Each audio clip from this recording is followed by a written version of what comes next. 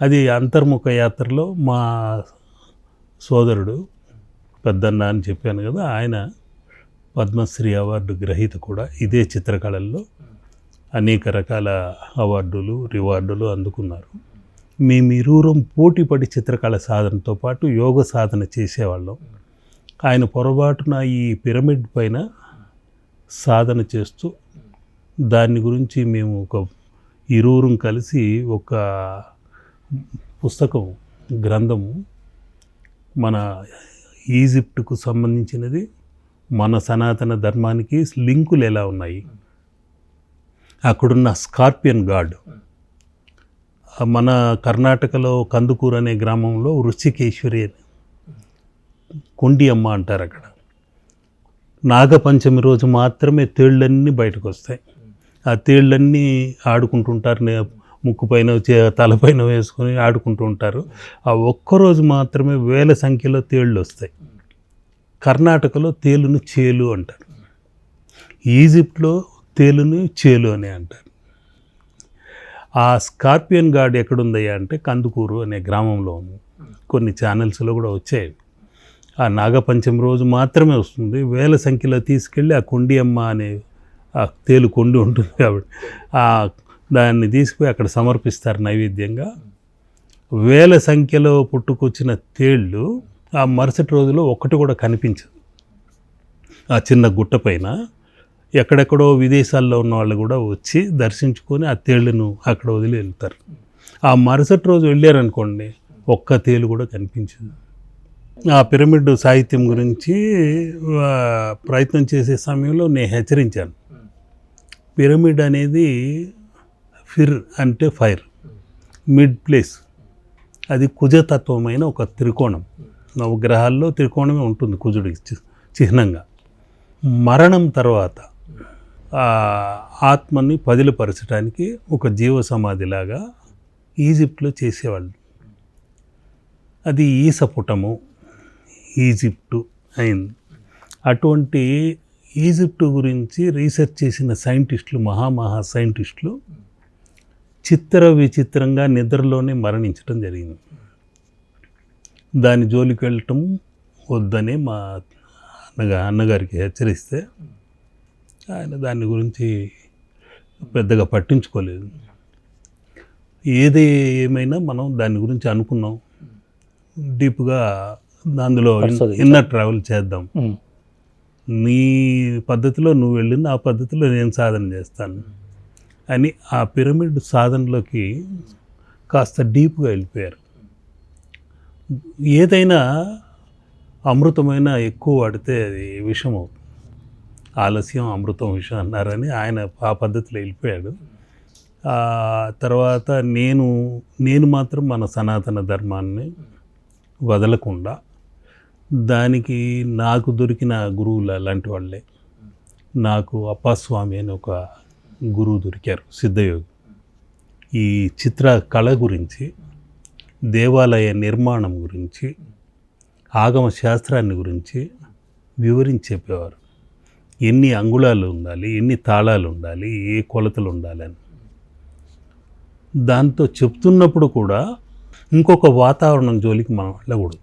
మన భారతదేశ పరిధుల వరకు ఆ రోజుల్లోనే కాలినడకన ఆదిశంకరాచార్యులు కాలడి నుండి కాశ్మీరం వరకు నడుచుకుంటూ వెళ్ళి మళ్ళీ కన్యాకుమారికి మనకు ఆ దేశం నలుమూలల 4 పీఠాలు స్థాపించి, ఇదే మన భారతదేశపు ఎల్లలు.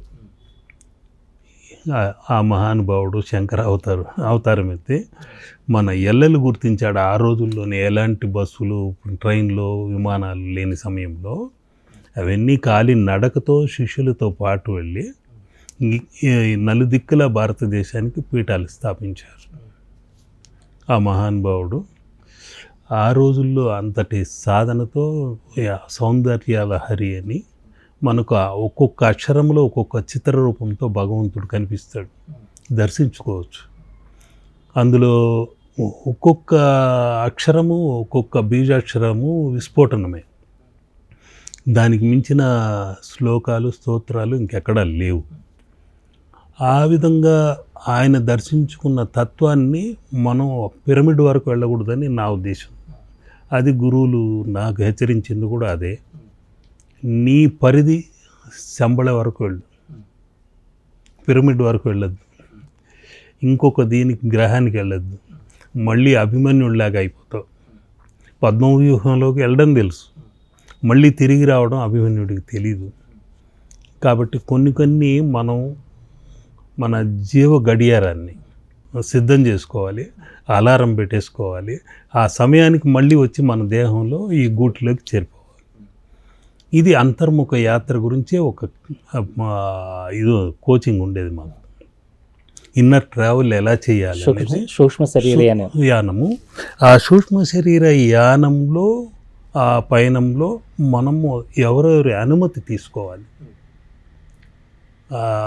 గురువుల అనుమతి, పరమాత్ముడి అనుమతి తీసుకొని మనం పయనించాలి.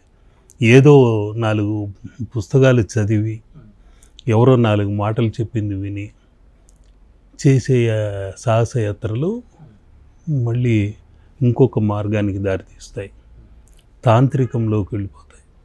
తంత్ర అన్నది అదొక మార్గం ఉంది. ఇందాక నేను చెప్పాను కృష్ణకాళి అని. ఆ అమ్మవారిని కొందరు తాంత్రికంగా పూజించే వాళ్ళు ఉన్నారు. దానిని సాత్వికంగా చేసుకునే తత్వంతో ఉన్న వాళ్ళు ఉన్నారు. ఈ దీనిని కొందరు ఇంకొక రకంగా అఘోరీలు, ఈ బైరాగులు, ఇటువంటి వాళ్ళు ఇంకొక తంత్ర సాధనతో చేస్తుంటారు. ఇప్పుడు ఉదాహరణకు కుంభమేళా జరిగిందనుకోండి, ఏ కాశీ దగ్గర ఇంకెక్కడో గంగా దీని దగ్గర ఏదో నదిలో పుష్కరాలు జరిగేటప్పుడు కొన్ని లక్షల మంది అఘోరీలు, నాగభైరవులు వీళ్ళందరూ వస్తుంటారు. ఆ మరుసటి రోజు ఎక్కడ ఏ విధంగా మాయమైపోతారో ఎవరికి తెలియని ప్రశ్న. సైంటిస్టులకు కూడా అంత చిక్కని ఇదే వింత అది. ట్రైన్లు రద్దీగా ఉంటాయో ఉండవు, బస్సులు రద్దీగా ఉంటాయో ఉండవు, ఫ్లైట్లు రద్దీగా ఉంటాయో ఉండవు. వాళ్ళు వచ్చేక ముందు అలాగే ఉంటుంది, వెళ్ళే తర్వాత అలాగే ఉంటుంది. అంటే వాళ్ళందరూ సూక్ష్మయానంతో రావటము, అక్కడ వారి ఆరాధన చేసుకోవటం, మళ్ళీ వెళ్ళిపోవటం జరిగిపోతుంటుంది. ఏ రూపంలో వస్తారో, ఎలా వచ్చారో, ఎలా వెళ్ళిపోతారో తెలియదు. అటువంటి కాశీలో కొద్ది రోజులు సాధన చేసినప్పుడు అఘోరీలను, నిజమైన అఘోరీలను దర్శించుకోవాలని వెళ్ళినప్పుడు అక్కడ నదీ తీరంలో గంగా స్నానం చేసి అక్కడ ఒక ముఖ్యమైన వ్యక్తిని పట్టుకొని, నాకు నిజమైన అఘోరీని కలవాలి, చూడాలి, అటువంటి వాళ్ళు ఎవరైనా ఉన్నారంటే ఉన్నారు స్వామి, కానీ వాళ్ళు అంత మాట్లాడరు పెద్దగా, వీళ్ళంతా తక్కిన వాళ్ళు కొద్ది వేషధారణ, జనాధారణ కోసం పోరాడుతుంటారు, ఎందుకు మీకు ఆ కోరిక పుట్టింది అని అన్నాడు. వాళ్ళ శిష్యుడిని పంపించాడు నాతో. ఆయన ఎక్కడున్నాడో చూడు గురువుగారితో వెళ్ళు. సుమారు ఒక అన్ని సందులు గుందులు, అప్పుడు చాలా ఇరుకైన ప్రాంతం అది. అక్కడ అన్నీ తిప్పి అలాగా చీకటి పడింది. అక్కడికి చేరుకునేసరికి, వెతుక్కుంటూ వెళ్ళేసరికి ఒక చితి దగ్గరికి తీసుకెళ్ళాడు. చితి పక్కనే ఉంటే దాని పక్కన ఆయన పడుకొని దిగంబరంగా ఉన్నాడు. మేమేమో ఒక 200 అడుగుల దూరంలో ఉన్నాం. అయినా మన దుస్తులన్నీ వేడికిపోతున్నాయి. ఆ వేడి, ఆ చితి యొక్క వేడి అంత తీక్షణంగా ఉంది. ఆయన ఏసీ గదిలో పడుకున్నట్టు పక్కనే ఉన్నాడు, పడుకొని ఉన్నాడు. ఒళ్ళంతా విభూది రాసుకొని, మన వైపు తిరిగి చూస్తే బాగుండేమో, మాట్లాడితే బాగుండేమో, ఈ అక్కడుండే వాళ్ళకి అనుభవాలని తెలుసుకుందాము, మనకేదైనా కొన్ని ఆధారాలు దొరుకుతాయి, మన జీవితానికి ఏదో సార్థకత ఏర్పడుతుంది అని ఈ విధంగా నేను ఆలోచిస్తూ నేను అక్కడే నిలబడ్డాను. చీకటి పడిన కొద్దీ నాతో పాటు వచ్చిన శిష్యులు కొందరు ఉన్నారు. వాళ్ళు ఏంటంటే ఆ చీకటి పడటము, ఆ చితి, ఆ దిగంబర అఘోరీలు వీళ్ళందరినీ చూసి భయపడుతున్నారు. వెళ్ళిపోదాం గురువుగారు, వెళ్ళిపోదాం, ఇంకా మళ్ళీ చీకటి పడితే దారి కూడా తెలియదు అని అన్నప్పుడు, నేను కొద్దిసేపు ఆగండి, ఆయనతో మాట్లాడి వెళ్దాం, ఇంత దూరం వచ్చాం కదా, మాట్లాడిన తర్వాత వెళ్దాం అని చెప్పిన తర్వాత సరే ఒక 10 నిమిషాలు ఆగారు, 20 నిమిషాలు ఆగారు. కానీ వాళ్ళు సన్నటి వణుకు ప్రారంభమైంది. ఉన్నట్టుండి ఆయన బలంగా గర్జించటం, ఆ శివుడిని కేకలేస్తూ రమ్మని చెప్పటం, కొద్దిగా ఆ చితి చుట్టూ నాట్యం చేయటం, ఇదంతా భీకరంగా కనిపించింది దృశ్యం. నన్ను తీసుకొచ్చిన కుర్రాడు కూడా భయపడుతూ, గురువుగారు మా సేటు తిరుగుతారు, వెళ్దాం, నాకు మళ్ళీ చీకటి పడితే దారి కూడా మర్చిపోతాను అని వాడు రిక్వెస్ట్ చేస్తే ఇక మాట్లాడలేకపోయామని బాధతో వెనుదిరిగి వచ్చేసాను. వచ్చి మరుసటి రోజు గంగా స్నానం చేసి సూర్య నమస్కారాలు చేసి మెట్ల మీద నిల్చుకున్నా. నాతో పాటు వచ్చిన శిష్యులు ఒక 7-8 మంది కింద స్నానం చేస్తూ ఉన్నట్టుండి నన్ను చూసి సూర్య నమస్కారాలు చేస్తుంటే వింతగా చూశారు, ఏదో వింత జీవిని చూసినట్టు. ఏమైంది అన్నట్టుగా అడిగితే నా వెనక వేలు చూపిస్తున్నారు. నేను వెనక్కి తిరిగి చూస్తే ఎవరినైతే అఘోరిని వెతుక్కుంటూ నైట్ అంతా అక్కడ వెళ్ళాము, ఆ అఘోరి నవ్వుతూ ఉన్నాడు. సునాయాసం గుర్తుపట్టచ్చు కొన్ని ఆనవాళ్ళు బట్టి. ఆ చీకట్లో కూడా బాగా చీతి మంటల్లో బాగా కనిపించాడు కాబట్టి ఆజానుభావం. అదేవిధంగా అతను అదే అఘోరి దగ్గరికి వచ్చి భోజనం తట్టాడు. ఆ అఘోరి వెనక్కి కనిపించేసరికి షాక్ గురయ్యి, నేను మిమ్మల్ని దర్శించుకోవడానికి వచ్చాను, సడన్గా మీరు ఇక్కడ నాదే వెనక నిలబడి చూడడం ఆశ్చర్యంగా ఉంది అన్నట్టు. నాకు వచ్చిరాని హిందీ, నాకు హిందీ అంతంత మాత్రం వచ్చు. నీకు ఫుడ్ గిడ్డు ఎట్లా గడుస్తుంది, ఏ విధంగా అంటే మా ఆయన అన్నపూర్ణ అది అన్నాడు, సైగ చేశాడు. ఉన్నట్టుండి నవ్వుతూ మాట్లాడుతూ పైన ఏదో నవ్వుకుంటూ చూసుకుంటూ ఆకాశంలోకి ఇక్కడ వీపు పైన ఒక్క దెబ్బ కొట్టాడు. మొత్తం వెన్ను మొత్తము ఒక్కసారిగా జలధరించి కుండల్ని మరి ఆయన నిద్రలేపాడు ఏంటో తెలియదు. అప్పుడు ఇది జరిగి 15 ఏళ్ళు 20 ఏళ్ళు అయింది. మొత్తం శరీరం అంతా ఒక విధమైన వణుకు పుట్టింది. ఏదో కరెంటు షాక్ కొడితే మనకు వెన్నుపూస పైన ఎలా ఉంటుందో ఆ విధంగా ఒక రక్త ప్రసరణ విపరీతంగా పెరిగిపోయి చెమటలు పట్టినాయి. స్నానం చేసి అప్పుడే రావటం, సూర్య నమస్కారం చేస్తున్నాము. అటువంటిది ఆయన భుజం పైన ఈ వెన్నుపూస పైన తట్టేసరికి ఇంకా ఒక్కసారిగా జలధరించి కుండల్ని మనకు ఆయన తట్టి లేపాడు అనేది అప్పుడు అర్థమైంది. ఆయన పాదాలకు నమస్కరించబోతే హరహర మహాదేవ్ శంభో అంటూ వెళ్ళిపోయాడు. ఆయన ఆగటం లేదు. ఆయన భుజం తట్టడానికే ఉన్నాను, నువ్వు నా కోసం వచ్చావు, మళ్ళీ నేను నీ కోసం వచ్చాను, ఆశీర్వదించాను, అయిపోయింది నా పని అని వెళ్ళిపోయాడు. ఇంకా ఒక విచిత్రమైన శక్తి మనలోకి వచ్చినట్టు అనిపించింది.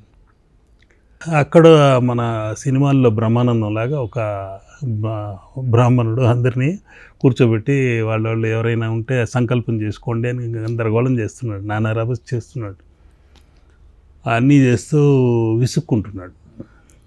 నేనన్నాను, విసుక్కోకుండా మంచిగా మా శిష్యులకి ఏదో చేయండి స్వామి, మీరు ఇక్కడ పండితులు కాశీలో ఉన్నవాళ్ళు ఆ శివ సన్నిధిలో ఉన్నారు అని చెప్తే, మీ ఆంధ్ర వాళ్ళు తెలుగు వాళ్ళు వచ్చే సగం కాశీని పాడు చేశారు, మీరంతా అమాయకులు. నిజం చెప్పాలంటే ఇక్కడ ఉండే అఘోరీల కాళ్ళపైన పడతారేంటో నాకు అర్థం కాలేదు. మాలాంటి వాళ్ళ దగ్గర, పండితుల దగ్గర, బ్రాహ్మణుల దగ్గర మీరు ఆశీర్వాదం తీసుకోవాలి, కానీ అఘోరీల కాళ్ళపైన పడతారు. ఈ కాశీ మొత్తం మీరు తెలుగు వాళ్ళే వచ్చేస్తుంటారు, మళ్ళీ చాలినందుకు మమ్మల్ని దబాయిస్తుంటారు, దామ్ ఢూమ్ అన్నాడు. అలా కనుకండి అఘోరీలు తిట్టడం ఎందుకు, వాళ్ళు ఏం చేశారు మిమ్మల్ని చూశాను నేను. ఇందాక ఒక అఘోరి వచ్చి నీ భుజం తట్టాడు, డబ్బులు ఏమైనా అడిగాడా అన్నాడు. ఆయన ఎందుకు అడుగుతాడు, దిగంబరంగా ఉన్న వాళ్ళకి ఏం కావాలి, వాళ్ళకి ఆహారం కూడా గడిచిపోతుంది, శివుడు ఇచ్చాడు, అన్నపూర్ణ ఉంది అన్నాడు. అంతే, ఇంకా అంతకంటే ఏం సంభాషణ. ఎవరిని నమ్మొద్దు, ఏ విధంగా నమ్మొద్దు అన్నాడు. మీరు ఇక్కడ ఉంటూ వాళ్ళని ఆ విధంగా దూషించడం తప్పు కదండి. ఆ అఘోరీలు అనేవాళ్ళు వాళ్ళు ఒక శివతత్వంతో ఉన్నవాళ్ళు, సూక్ష్మ శరీరంతో తిరిగేవాళ్ళు. వాళ్ళు చీమలుగానో దోమలుగానో ఏ రూపంలోనో రావచ్చు, మళ్ళీ పరకాయ ప్రవేశంతో ఇంకొక ఆకృతి దాల్చవచ్చు. వాళ్ళతో మీరు ఆ విధంగా దూషించడం మంచిది కాదు కదా అన్న. అంతే తెలుగు వాళ్ళు చెప్పాను కదా, గుడ్డిగా నమ్మేస్తుంటారని, మీ వాళ్ళు వచ్చి పడిపోతుంటారని. అది చెప్పి పగలబడి నవ్వాడు. అందరూ వరుస కూర్చోండి మంత్రాలు స్టార్ట్ చేయబోయాడు. నేను అనుకోకుండా సడన్గా నోరు జారా. వాడి నోటి నుండి ఏ మంత్రం రాదు, ఇంకా ఈ విధంగా మాట్లాడుతున్నాడు అని చెప్పేసరికి మీరు నమ్ముతారో నమ్మరో, మంత్రం ఏదో చెప్పబోతున్నాడు తర్పణాలకి వాటికి సంబంధించి, రావటం లేదు, గ్యాస్ మాత్రమే వస్తుంది. అనిపోయేసరికి ఏదో ఒక భయం అంటున్నాడు. ఏంటో అర్థం కాలేదు. కడుపు ఉబ్బరించినట్టు అయిందని కింద పడి కూర్చొని పొర్లుతున్నాడు. మళ్ళీ లేచి కూర్చుంటున్నాడు. రొమ్ముపై తట్టుకుంటూ ఓం ఓం అంటున్నాడు, కానీ అది కూడా గ్యాసే, స్పష్టంగా రావటం లేదు. మా వాళ్ళందరూ చూసి నువ్వేమైనా చెప్పించావా, అతను మంత్రాలు ఇంకా అతని నోటి నుండి బయటకు రావన్నావు, నిజమైంది అనేసి. అతను జీవనం సాగించేది ఈ పవిత్రమైన స్థలంలో. అటువంటి అఘోరీల్ని దూషణ చేయడం కూడా తప్పే. వాళ్ళందరూ ఆయన నోటికే బంధనం వేశారు, కత్తిరించేశారు. ఇంకా శబ్ద తరంగాలు ఆ వాక్కు నుండి బయటకు రావు. నోరు మంచిదైతే ఊరంతా మంచిది కదా, ఆ విధంగా ఉండాలి. జిహ్వాగ్రే వసతి లక్ష్మి, జిహ్వేన నసాధ్యతే బంధు మిత్ర శత్రువు అన్నారు.